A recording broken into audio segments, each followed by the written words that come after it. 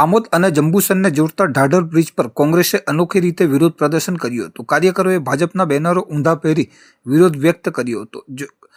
તેમણે સ્મશાન યાત્રા કાઢી મુખ્યમંત્રી અને ગૃહમંત્રીના રાજીનામાની પણ માંગ કરી હતી। પ્રદર્શન દરમિયાન રસ્તા પર ચક્કાજામ થતા આમોદ અને જંબુસર પોલીસ ઘટના સ્થળે પહોંચી પોલીસે પૂર્વ ધારાસભ્ય સંજય સોલંકી સહિત તમામ કાર્યકરોની અટકાયત કરી આમોદ પોલીસ સ્ટેશને લઈ જવામાં આવ્યા હતા।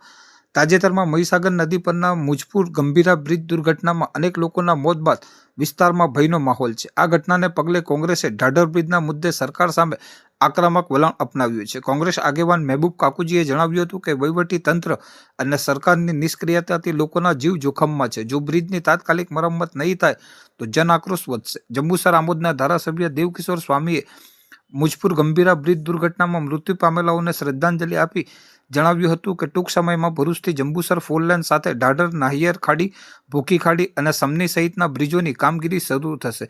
અધિકારીઓને બ્રિજના તાત્કાલિક રિપેરિંગની સૂચના આપવામાં આવી છે।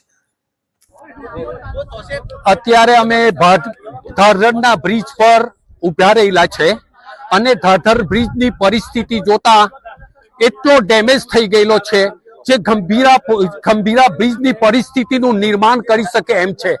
વારંવાર લેખિતમાં રજૂઆત કરવા છતાં આંદોલન કરવા છતાં પણ આ તંત્રએ એની તકેદારી રાખી નથી અને અમારી ખાસ માંગ એ છે કે હેવી વ્હીકલ યુદ્ધના ધોરણે તાત્કાલિક બંધ કરવામાં આવે।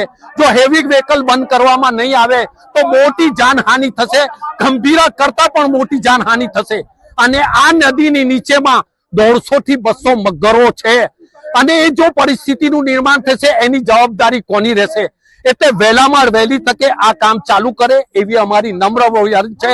અમારા ધારાસભ્યથી લઈને અમારા પ્રમુખોથી લઈને કલેક્ટરમાં વારંવાર રજૂઆત કરી છે છતાં પણ ધ્યાને દોરવામાં આવી નથી।